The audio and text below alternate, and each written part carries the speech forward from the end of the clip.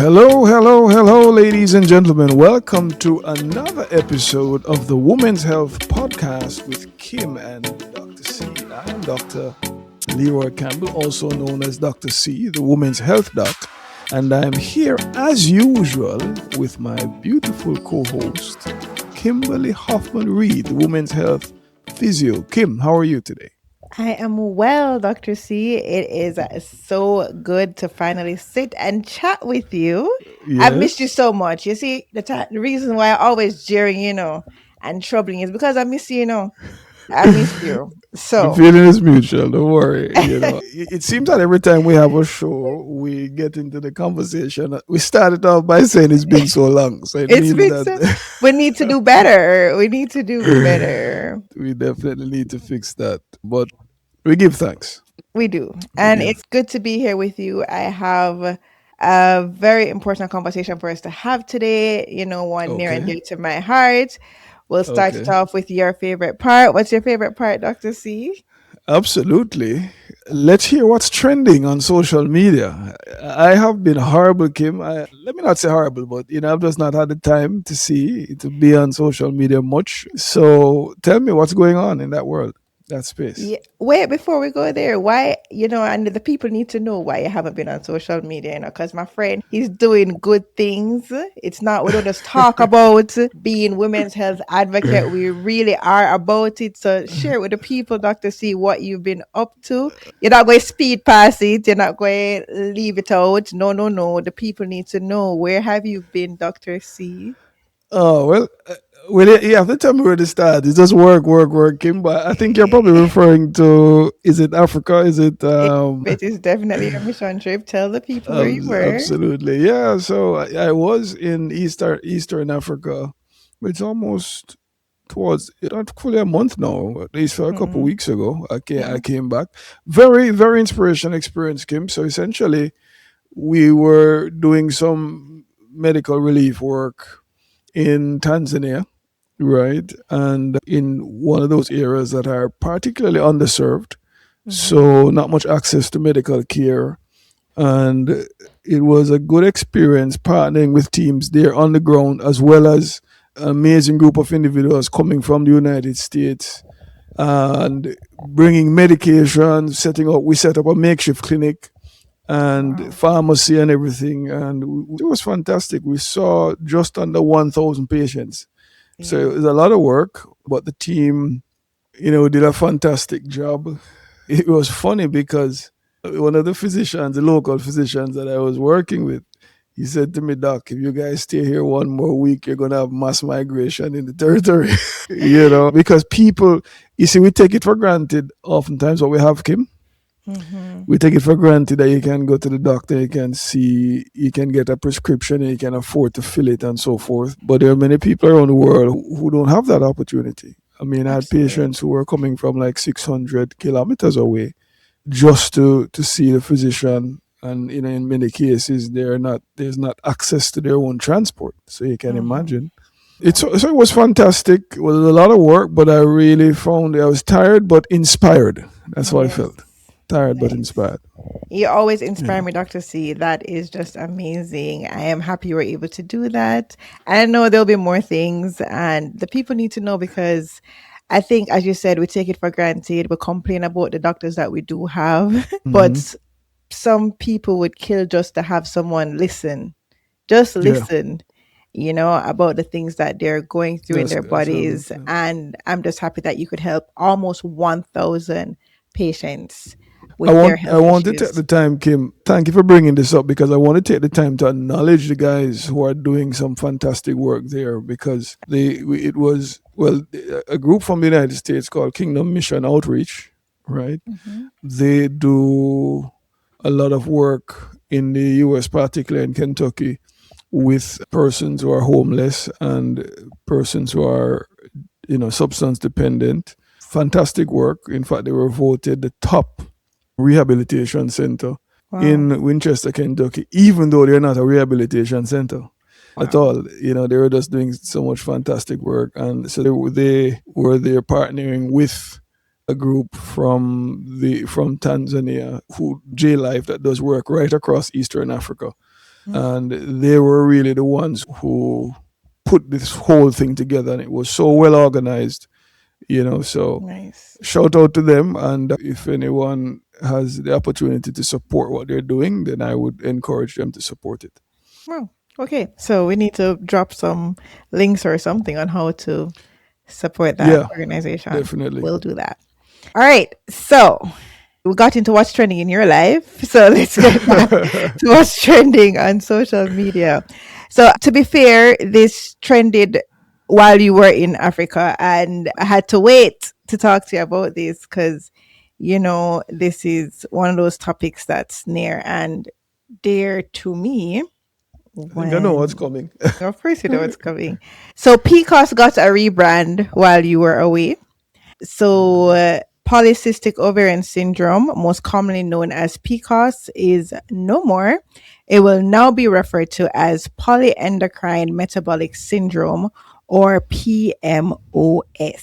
It's just one letter, but it makes all the difference according to the doctors who treat it. So, Mm. I've been waiting for my doctor to tell me what difference it's going to make for the people who treat it. But it's not. We've had many conversations about PCOS, so it's no surprise that people are moving away from it being this condition and more of a syndrome, as you've said multiple times on this show. So for the persons who are like, okay, PCOS, PMOS, I still have missing periods. I still have all the symptoms that I had before. What does that mean for these women who now have this name change for this condition that they still have to manage and deal with? I think it's three. I would break it up into three things, Kim. I think the first has to do with the patient herself, the second with the physician, and the third in terms of just the public awareness, public health awareness. Mm. If we start with the patient herself, what it is doing is helping individuals to get a better understanding of what this condition is really about. And you and I have spoken about PCOS, now PMOS, so many times. So many And times. all the time, I'm sure you'll remember that I keep saying that this is a metabolic disorder. Even though the patients are coming to see the gynecologist, it is not a gynecological problem. It's a metabolic disorder with gynecological symptoms. You understand? And that's so important because if we don't understand that, then we're just going to be paying attention to the irregular periods and the issues with fertility. And we're going to forget that if we don't address the metabolic aspects of it, the patient's overall health is not going to improve. So, yeah, so on a personal level, I think that's important for patients to understand. Also, from a physician level, it forces us as clinicians to look at the patient in a holistic way, you Mhm. know, and that's also key because it's no longer polycystic, okay, it's an ovarian issue. You see, the PCOS, polycystic ovarian syndrome, is suggesting that you're focusing on the gynecological organs. Right. But in reality, we're saying that this is a metabolic. So it forces us as physicians to take a more comprehensive approach. And then thirdly, the public awareness of it, simply because what I hope will happen from this is that as more and more persons get accustomed to hearing the term, they're also going to come with the expectation that I need to get a more comprehensive assessment. Right. They're also going to begin to look at their wives and sisters and daughters and say, well, you know what? What are you doing about your nutrition? What are you doing about your exercise? What you're doing in terms of, improving your metabolic health. So that's on those three levels that I think it really makes an impact.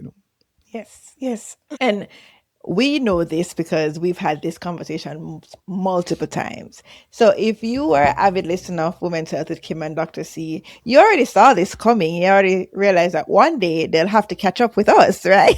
So we're happy for the rebrand. And it leads me into today's topic. And as I've always said, this topic is one that's dear to us here because that's kind of where these conversations started with me and Dr. C, with me trying to get answers and Dr. C sharing his wealth of knowledge and leading to us being like, hey, women need to hear these conversations. So you're ready for today's story time? I hope so. I hope For so. her for her story. Okay, Okay. so I moved countries New house, new job, new friends, but no family doctor. No doctor at all. I've had PCOS since my early 20s. I know the drill: irregular cycles, hormones that don't cooperate. My IUD kept things quiet for years, but now I want a baby. And I thought I'd feel excited. Instead, I feel behind, or more so, panicked. I booked an online appointment requesting an ultrasound. It took me 6 months to do the ultrasound and get my results.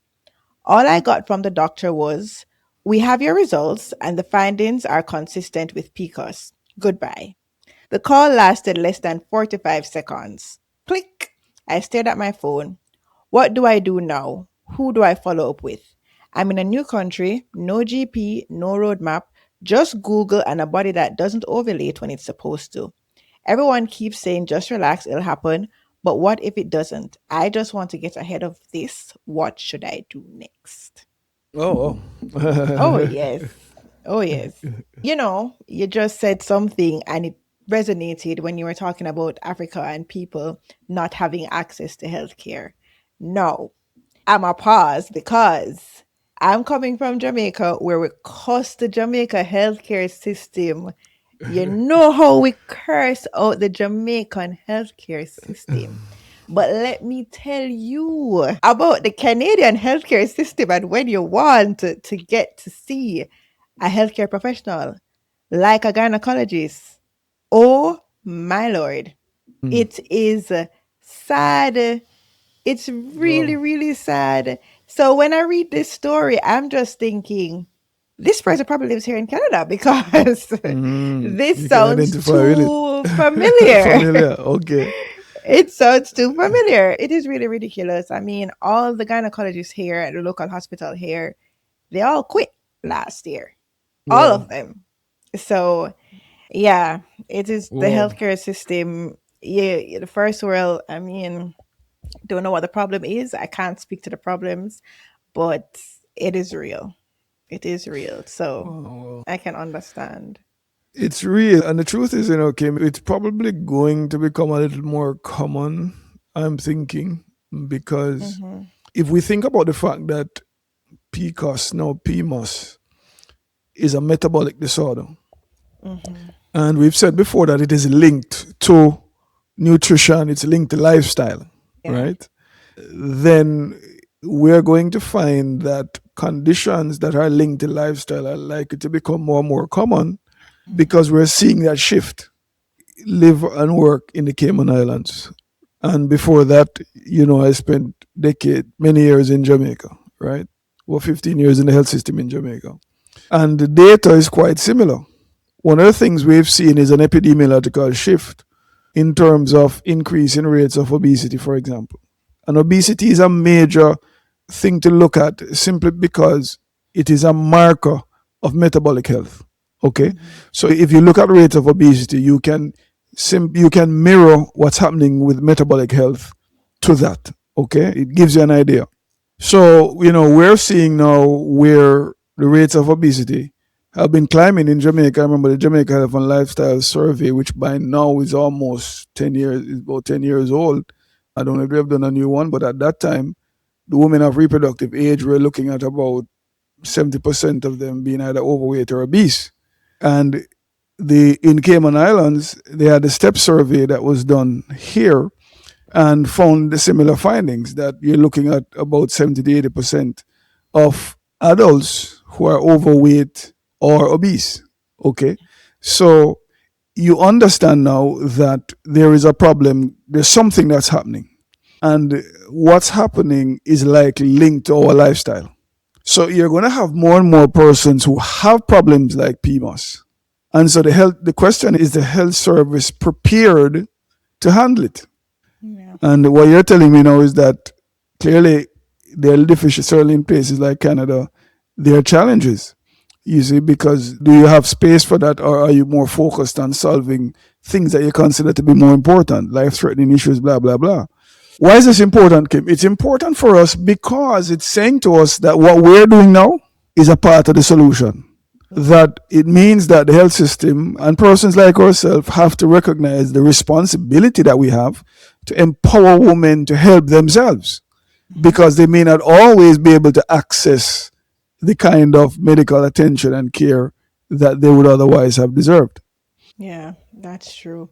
So because like for someone who they won't be able to see a doctor for the next 6 months again after waiting 6 months for the ultrasound, they'll be stuck. They'd be using Dr. Google trying to Hmm. figure it out all on their own when they can actually tune into a podcast from actual medical professionals who can actually help them and give them some solutions. Like, of course, we're going to do for this person who sent in this message. So she asked what to do next, and we're speaking about a metabolic condition. So we're looking at factors that affect metabolism, right? So we're talking about, I'm sure you're going to get to sleep, diet, lifestyle, stress management. Where should she start? And of course, this is what is the disclaimer, Dr. C? Well, listen, we're not trying to replace your physicians, guys. when And so yeah, don't take what we're saying as direct medical advice. We're educating you, we're empowering you to make the right decisions. Okay, so yes, we're helping you, but we have to say that. We have to make sure you understand yes, that. we're not your Right. doctors. We're not, we're not okay. It's key, Kim, because you're saying, what do you do when you don't have the access to the care that you need? How do you Exactly. help yourself if you don't feel that you're getting the help that you would need? And a Hmm. big part of doing that is education. It's having knowledge. Right. It's having the know-how. But in order to have the know-how and as to what to do to solve the problem, you must first understand the problem. Right. And I Exactly. think, and certainly that's where my passion is always to start by helping people to understand the problem. Because maybe if I understood what was happening, I'll be more empowered to fix it. Hmm. So when we talk about polycystic ovarian syndrome, now polyendocrine metabolic ovarian syndrome, or PMOS for short, Hmm. what the real root cause, where does it really start? And it really starts with that hormone called insulin. Hmm. Insulin is a hormone, guys, that it has many functions, but primarily it's responsible for moving sugar from the blood into your cells, and in doing so, controlling your blood sugar. Now, what happens in many cases is that you start out with a genetic predisposition to having insulin resistance, right? Meaning that your body, for some reason, doesn't respond as well to your natural insulin. Then now you combine that with lifestyle, which most of the time involves high consumption of Sugar. what, right? Yep. Carbohydrates. And what are carbohydrates, Kim?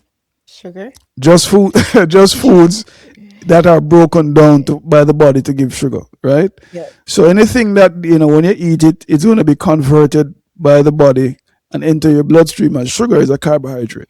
So Right. we have we have plain sugar itself, what we call Hmm. sucrose that we use to mix in to make tea, glucose, to starches Starchy such as you food. get in your rice and your flour and Yeah, your yum. your Irish potatoes, yam, right? Your starchy foods, your Hmm. corn, you know, all of these things that contain substances that break down to form sugar are carbohydrates.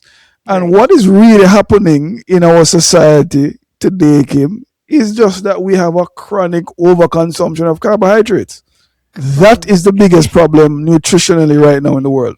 Oh yes, we're eating way too much carbs. Yeah.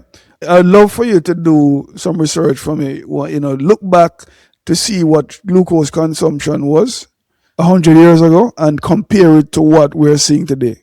And you're going to find that we're probably consuming, I wouldn't be surprised, almost 100 times more than we'd have consumed at the turn of the 20th century when we're talking about the 1900s coming up. You see?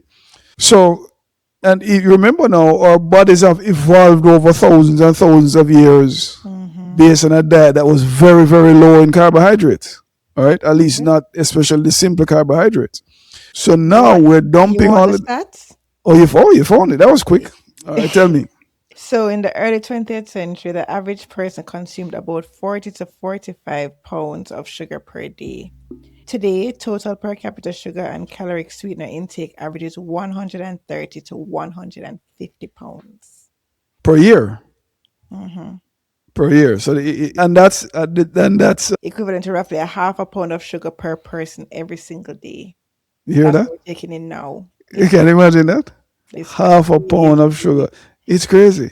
Just Is think it and the about half a problem? pound of sugar. Like think about it in the bag. Yes. That's Yes. half a pound. Yes. That We is don't see a it. lot. That is a lot.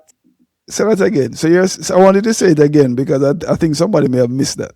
So, in the early 20th century, the average person consumed about 40 to 45 pounds of sugar per year. Today, total per capita sugar and caloric sweetener intake averages 130 to 150 pounds annually. That's equivalent to roughly a half pound of sugar per person every single day. Wow. So you see the point I'm making, right? Oh, That yes. yeah. So ultimately, if we really want to get to the bottom of the problem, if you want the simple answer to the question, the issue is just the sugar. It's overconsumption of carbohydrates. That's really Yeah, what's causing the problem. right. And you understand why? Because when that goes into your bloodstream, sugar that's left, excess sugar in your bloodstream actually causes a process called glycosylation, Mhm. which is harmful to your cells. The sugar actually binds to your cells. The best explanation I could give for this is like if you leave something outside and it crystallizes, we talk about crystallizing, Yes.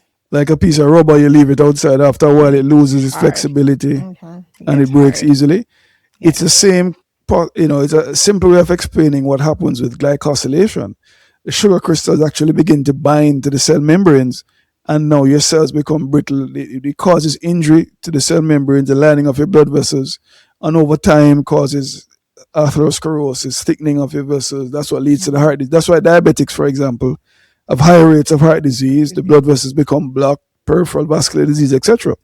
Right. So what your body does as a protective mechanism is that every time you consume sugar and it goes up above your normal blood sugar levels, you secrete insulin to move that sugar from your blood into your cells. And when it goes into your cells, it's stored as fat. All Mhm. right? Because fat is a more stable, safer way of storing that excess energy. Now, can you imagine if you're consuming high levels of sugar every single day? Yeah. Your body now has to produce lots of insulin, you see, to catch up with that. And then after a while, you become less sensitive to this excess insulin. Right. All right. And that's for two reasons. The first reason is that you get down regulation of some of your receptors. So it's almost like when you come into a room and somebody sprays cologne, Mm-hmm. initially you smell it, right? But if you stay in the room long enough, You stop smelling it. you stop smelling it. So overexposure to any kind of chemical stimulus, after a while, you don't regulate your response, right? The other thing is that the cells just become too full. So we have a limited number of fat cells. So after a while, the fat cells become full, and it's almost like you're trying to stuff a bag, a sack, and the sack is full. You need more energy Yeah. to stuff it, right? It's the same thing. You need more insulin to move the same amount of sugar into the cells once they're full. So now you get high levels of insulin. We call this hyperinsulinemia. And when you get high levels of insulin, this excess insulin now is what causes the problem, right? In the case of PMOS, formerly PCOS, is that some women, their ovaries are more sensitive to this excess insulin. So this insulin now begins to stimulate the ovaries, receptors in the ovaries, because we have insulin receptors everywhere, right? Right. And the ovaries start producing higher levels of hormones like testosterone, right? And testosterone, is the hormone that causes certain male features. So that's why you notice, Kim, women who have PCOS, PMOS, Yeah. they will have facial hair growth, and then they grow a little mustache, a little hair sticking out. They'll notice that the skin gets more oily. They'll notice that they'll have probably more tendency towards acne. Okay. Some of them will actually start losing hair, right? They get hair loss. Yeah. So they're gaining hair on the face and losing hair in the Instead of place head. where it should be, right? And and that's because of elevated testosterone, right? Mhm. And then now what happens as well is that the ovaries now, the hormones that are being secreted affect how the brain controls the menstrual cycle. Right.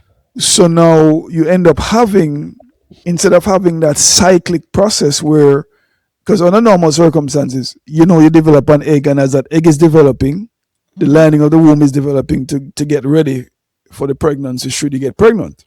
Right. Now, imagine if that egg is developing and there is something that's affecting it. So the testosterone, for example, is toxic to the eggs. So the eggs develop to a point and then they stop. Yeah. And that just keeps happening. And they get trapped. So they get, yeah, so it does, so you never get to the point where the egg goes and it ovulates. Ovulation is when the egg is released. So what happens now, you get all of these little eggs over time that are trapped in the phase of development. And that's what gives the ovary this polycystic appearance. Because when you look at it under in ultrasound, it has many little cysts. Hmm. You understand? And poly just means many. Right. Now, if you're not ovulating, it means you're not going through a cycle. So the lining of the womb normally grows, and if you don't get pregnant after 28 days, it sheds and then it starts over again, right? But imagine if you're not ovulating, then it just continues to grow, grow, grow. It doesn't go through that normal shedding. So it just breaks off when it feels like. So women with PCOS will find that they may not see a period, or they see it irregularly, or sometimes they'll have bleeding in between the period or prolonged bleeding. So all of these issues are arising, but the root cause is really insulin and insulin resistance. Yeah. Which is why you also mentioned before that it's like pre-diabetes, really, because, and that's before it became PCOS, because you were saying it's a metabolic syndrome. And if you Mm-hmm. only look at the gynecological symptoms, women with PCOS, now PMOS, they'll end up having diabetes. Mm-hmm. And the body is basically giving you all these symptoms before saying, hey, this is where we're heading. But because we're focused on infertility and periods, we miss the warning. We continue to treat with birth control or whatever other treatment we'll use just for the peak, for the ovarian part of it, the fertility part of it. And we miss the main issue that we're heading towards, diabetes. And so now we have identified that sugar is the leading cause of PMOS. Excess sugar is the leading cause of PMOS because of all that it does to affect your insulin sensitivity. Persons would say, but we eat what is available to us. All these packaged food is what they put forward to us. What do we do in terms of diet? Because I've had tips and I've heard tips and things that I've used, like for my breakfast, increasing my protein with my breakfast and my fiber to help with the spike in sugar. What tips can we give these women in terms of how to eat and manage their insulin sensitivity in the context of the world now and what is available for us to eat? Okay, that's a fantastic question. And recently I was, did I tell you about the men's health summit that we did here? You didn't tell me about it, but I saw a post. Okay. Very Yes. salty, very salty. If you I'm heard, I hope you sorry. I'm heard that. sorry. I'll keep you in the loop. Simals.org. You can see it. Cayman Islands Men's Health and Lifestyle Summit. So I know I'm no men's health doc, but the truth is that there are certain things that are near and dear to me personally because of my own experience. And Yeah. you and I have shared that many times before Hmm. about me, being at a stage where excelling at life, doing well, but then then discover that high cholesterol, blood sugar is up, diabetic range, having chronic muscular this pain and all these different things going on. I had to Hmm. try and figure things out, and still in the process Right. of changing that. And Hmm. so, anyway, one of the reasons I was inspired to do the mental health summit was because of my own experience. Right. But while we were there, one of the interviews was with involved a couple of the key businessmen here, and one of them owns a supermarket chain. He's a CEO of a supermarket chain, and the question was asked to him: how can persons, how can corporations, how can, like in his case, a supermarket chain contribute to changing the dynamics of health in a country, right? And it's a good question. But he actually gave a very profound answer because I was thinking that the interviewer was cornering him, but he gave a very good answer. He said, ultimately, we have instructions as to the things we order, the things we buy. the things, there are clear instructions given to us as to what we buy. So I was wondering, what does he mean by clear instructions? He says, whatever people come into the supermarket and demand Is what we buy. is what we are forced to purchase. Right. You see, it is, and when he said that, I realized, so in other words, what he was intimating was that he is instructed by the consumer.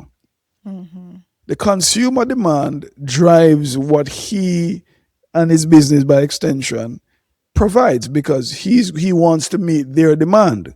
Now, so what he said, now why things like the summit are important is because what has to happen is that we have to change the psychology that drives the demand. Yes. And if you change the psychology that drives the demand, then you're going to find that the industries, the corporate, the guys who are in the market are going to have to adjust. You Yes. understand? So there's a component that I thought that was a very useful thing to add. But back to your question in terms of what people can do, I think first of all, we have to go through the process of accepting the truth. Mm-hmm. Because what we fail to recognize, Kim, is that sugar is one of the most addictive substances on the planet. Facts, Dr. C. You know that Daniel fast? Oh my gosh. I remember the first time I did a Daniel fast. The salt, never miss it. You see the sugar? I would eat every fruit, everything, just to give me a pinch of the sugar. And it's not the same sugar, like the Mhm. additives, because I would eat like 10 bananas in a day just to feel like I'm having sugar. Yeah. But it Yeah. doesn't, it's not the same. It's not the same. Like the added sugar, it is just not like what you get from your fruit. No, in terms of the level of addiction and to feel that whatever it is. Hmm. So I can just imagine, and this is from someone who knows better. I can just imagine how hard it is for persons to give up sugar. And that's why, Absolutely. like they tell you, give the baby vegetables first. Try Hmm. to give them foods that doesn't include sugar for the first couple of years, so that they don't also start an addiction from so young, because it's very addictive. Absolutely. And, we have to start there. We have to start by admitting the facts that what we're dealing with is an addiction or a dependency issue. Mm. It is not just nutritional, it's also psychological. You understand?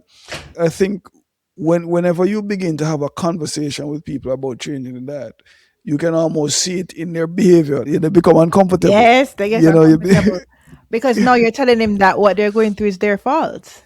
And why would they yeah, want to? No, it's not my fault. I have a condition. yeah, it's not, yeah, the responsibility. Just What give you me a pill mean? to help me. Give You me a need pill to to help tell me. me what to do. Why are you putting it back on me? How rude. But also, which of us would like to admit that we really have a dependency problem? One of the characteristic features, for example, of an alcoholic is denial, right? Yeah, I'm not If an you ask the alcoholic. alcoholic, once you begin to say, boy, I think you're drinking too much alcohol. No, no problem. No, We can manage it. Yeah, exactly. I do everything. I drive, I do everything. It don't bother me. Exactly. So it's the same thing. We have to recognize that the approach to this thing has to take into account that we're really dealing with an epidemic that is based Yeah. on addiction and dependence. And the addiction issues in the world today are not just cocaine and marijuana or methamphetamines. We have a serious addiction to sugar. And until Mhm. we begin to recognize that we have that addiction, we're not going to fix this problem. Ah, that is true. So It's we so start there, I true. would say. I think We we start start there. there. I think we I start agree. there, Kim. I like what you said about the babies, Oh yes, because for there are sure. some things that we may not necessarily be able to fix for ourselves in our generation, but But we we can can fix in fix the it. future. That is And the true. truth is that most of us grew up and our drug pushers were our parents. Because we got sweets for rewards. Like you do something good, you Yes. get candies. They were like, so now when you want to feel good, that's what you want. Yes. And then you It's got it's snacks. When you're looking at average kids' lunch kit, or oh they yes. still use lunch kits or lunch bag or whatever. Still use What's in it? them. Is that you have juice? You have a juice box with Yes. the funny thing is you're talking about the supermarket. Like here in Canada, all your labels say high sugar. And I'm just thinking about all the packages in my house right now with that label. says high in sugar. So you're right, that is the consumer. So you'll see one of those high sugar labeled juice in the kid's lunchbox. Yes. You would see probably two snacks. You know, you have to send a fruit, so you probably have a banana and an apple somewhere in there to like Yeah. for To make it feel balance. like it's healthy, like to balance things out. Balance. Yeah. But that's facts, That's isn't it. it? It is the Yeah, reality. and they ever give them any pocket money, they go on to the commissary and they're getting more sweets. Yes. So you start out and your first dealer, the first drug dealer was your parents. And Facts. there's no higher authority in your life. So if mommy says this is okay, daddy says this is okay, then it's okay. Okay. So we have to start by reconsidering and how we feed our children. And not to mention, even before you get there, the formulas. Mm-hmm. Because a lot of us weren't breastfed, and a lot of women they choose not to breastfeed, and babies get formula. Like in the Caribbean, it's very popular for babies to get formula, and the formulas have They have sugar. sugar. Yeah. You see, so they develop a natural. We from we're kids, from infancy, we're developing a natural inclination towards sweet drinks, sweet substances, high carbohydrate diets. And then as Yeah. we progress through, we transition towards more adult diet or more mature. It's still high carb because Yeah. we have is rice. I mean, Rice. Rice is going we to be the know in the death. Caribbean we eat a lot of rice. Oh dear. It's funny. There are no Caribbean countries, as far as I know, that produce rice, But we eat but so much we rice. consume a lot of rice. And if we don't eat rice, we say, okay, we'll have some pasta. Yeah, pasta, yes. And if you're not going to have the rice and the pasta, we have yam, dumpling, banana. Dumpling, dumpling. Who knows? Yeah, Which is dumpling. And for the those of you who dumpling, don't some know, dumpling dumpling, is just flour. and some big, some round cartwheel dumpling. Right, exactly. So now you transition, and I would encourage any one of our listeners, Kim, because I've done it, and that's when you begin to see when you get the data, you see the problem. Do a food diary for a week, or just eat Yeah. normally and do a food diary. You can They have them on the phone, these calorie counters. You can go in there, put in what you eat each meal. Do it for a week. You're going to Mm-hmm. realize that the average Caribbean man, woman consumes about 70% carbohydrates. 70% Yep. of our caloric intake comes It's from carb. carbohydrates, right? At least 70%. And I'm talking about me when I was looking at this years ago as a physician. So I Yep. can imagine that persons out there who don't have my medical training, don't have my knowledge, it's probably worse. Yep. You understand? So we have to start there, I think. The other thing that's important, Kim, is that sometimes we may have to push the envelope. And what I mean by this is that how often we say, okay, let's be moderate, let's balance, let's be balanced. Often. Yeah. But what you find is that the concept of balance varies from person to person. Yeah. You Because I see? just told you 3 snacks and 3 juice and 1 banana. So Exactly.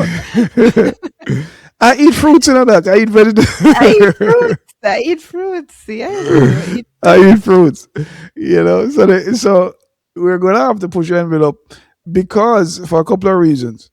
The first thing is that consistency is key. Mm-hmm. Consistency is key. I mean, how many times have you heard people say, "Doc, I changed my lifestyle, eating better, but I'm just not taking off the weight and it not making a difference." Have you heard that? I've heard that. Yeah, and a lot of the times I used to be very judgmental, no man, because we had a simple concept back in the day, even as physicians, that calories in equal calories out, and if calories in exceeds calories out, you're going to put on weight, and Yeah. if you want to lose weight, calories in must be less than calories out. Right. Am I correct? Yeah. Mm-hmm. So we feel that okay, we cut back how many calories we eat, we should lose the weight and everything should be fine. But in practice, that's not the case. Because if you ever gone on a diet for a while, you'll realize that after a while, it does. You Yeah. might lose a little weight initially, but after a while, it doesn't change, right? Right. And so the question is why? And this is now where the endocrine part of the meaning of the thing comes in. So important. Because what we must understand is that our bodies are a product of our hormones. Mm-hmm. So how you look, how you feel, right? How you function, those three things are a product of your Hormone. hormones. Risky little So, things. so if you want to change how you look, you have to change your hormones. If you want to change how you feel, you have to change your hormones. If you want to change how your body functions, you have to change hormones. It's a big part of it, right? So, why am I saying this? I'm saying this because you may change your diet, but have you changed your hormones? Mm-hmm. So, you might be eating less, but if you're still hyperinsulinemic, for example, Yeah. you have high insulin, high cortisol, you may be eating less, but those hormones are still putting you in a state that extracts Mm-hmm. more from what you eat. So, oftentimes that's the challenge. And even when we adopt a lifestyle, low carbohydrate, high fiber, for example, are you doing it long enough to cause your hormone milieu, your hormone pattern to change to a healthy pattern? And that's Mm. really where we miss the boat because most of us have lack the discipline to maintain these changes long enough to change our hormones. Yes, and we've spoken about changes and building habits on this podcast a lot because a lot of people like they have this conversation and they hear us talk right now and they go and they say, "All right, I'm getting rid of all of the sugar now. I'm getting rid of it. I'm not going to have no more sugar." And they start to throw away everything and they say, "Okay, water and vegetables and some chicken. That's all I'm going to have." And there is big switch suddenly and they tried for 2 weeks, not eat nothing, nothing, nothing, and just eating the grass and the chicken. And then week three, they come and they say, nothing to happen, nothing to change, and they're gone back. For multiple reasons, they'll go back because one, that's not sustainable. They've just gone cold turkey, throw away all the food that they used to. They don't have anything to sustain the lifestyle that they're trying to build. And that is the quickest way to fail because building habits is psychological. It's not just in the doing, it's also in changing your brain and how your brain thinks and perceives it. You have to get your brain on board.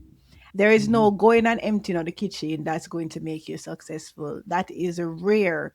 There are some human beings that can do it, but it's very, very, very rare. You have to start simple and small enough for your brain to be comfortable with the change.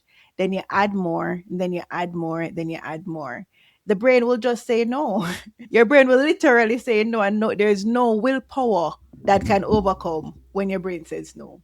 You have to introduce the change in a way that your brain can climatize to what you're trying to do and come on board. And once your brain's on board, it's full speed ahead. So, a change that you can make is that today I am going to have less carbohydrates than I had yesterday. That's small enough for your brain to not say, hey, it's enough for your brain to accept what you're doing. And you gradually decrease your carbohydrates and you replace it. So you're not feeling so hungry because you add something else. So you add protein, you add your vegetables, you add fiber while reducing the carbohydrates. You have to have a plan that's going to help to make it sustainable because you don't get changes with one big action. You get it with small, consistent changes over time that accumulates to a full lifestyle change. And that's where people tend to go wrong. They always like I always joke about my husband and him, and him don't like when I bring him in on the show. But I always joke about my husband because whenever he's going on his lifestyle journey, I remember one time he's just like, "Oh, I'm going to start running." You know what that man did? He got up the morning and he ran from where we lived in Portmore at 6 East, go straight up Helsha Hill. And if you live in Portmore, you know Helsha Hill.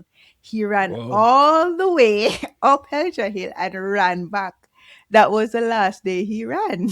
Because while it was a valiant effort, it made his brain said never again because he was Mm, in so much pain afterwards that he was like, no, your body, your brain health is there to protect you.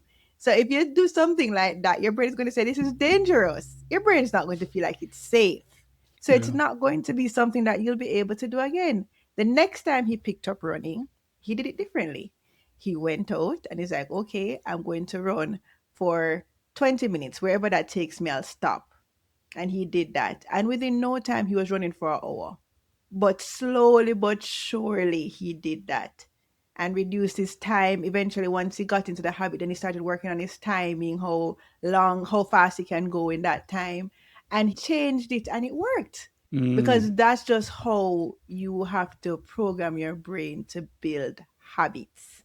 And I think while we're giving these advices to people, we don't want you to go in the kitchen and throw away everything that's a high sugar on one go. It would be good, but it's Well, I not mean, sustainable. I don't have a problem with them throwing it away, but I think the point, I think, because and I'm coming back to what you're saying because I think you put down some PowerPoints there that we need to develop on. But the Mhm. reason why I said it is because I know something happens to me after dark. When it gets to the night, You don't something have the happens. willpower. Yeah, I'll be fine during the day, but when it touches nighttime, them Everything. gremlins, the worms in my belly start roaring, and if something is in the house, chances are it's going to be consumed. So one of my approaches and is to make sure that there's nothing in my home, in my fridge, that if I eat it, I'm going to regret it. Right? In the I morning try when the sense come back. in the morning. I wake up in the morning. Oh my God, what did I do? At least if I overeat, let me overeat something that's Some healthy, right? carrots. Yeah, because it's a real struggle. And I think it's important when we're giving health advice for persons to understand that we are human beings just like you. Oh yes. We're in the struggle just like you.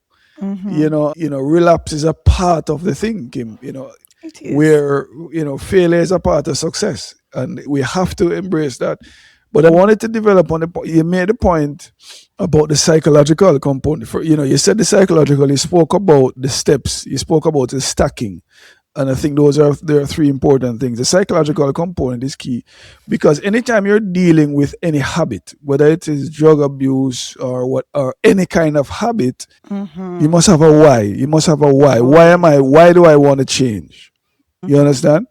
People who stop taking drugs, for example, invariably when you ask them, there is a why. Either their children inspired them, they saw what's happening to your kids and they say, I'm going to do it for my kids. Right. A lot of the times when I'm seeing pregnant women and I want to get them to do something, I said, this is for the baby, not for you. The- And then it gives them the why and they will change. You'll be amazed to see how a woman who otherwise could not change her diet will change her diet to make sure that baby is okay. Mm-hmm. So you have to have a why. And ultimately, we have to look at ourselves and say, well, listen, do I love myself enough to sacrifice for the future me? Right. You see, because a lot of the times we are focused on the present me, but the future me is who you really need to be looking at. Because the present me is invariably an enemy to the future you. Mm-hmm. And so, consequently, you have to be able to see the future you and make decisions in the present that are going to secure you in the future. Precisely. You understand?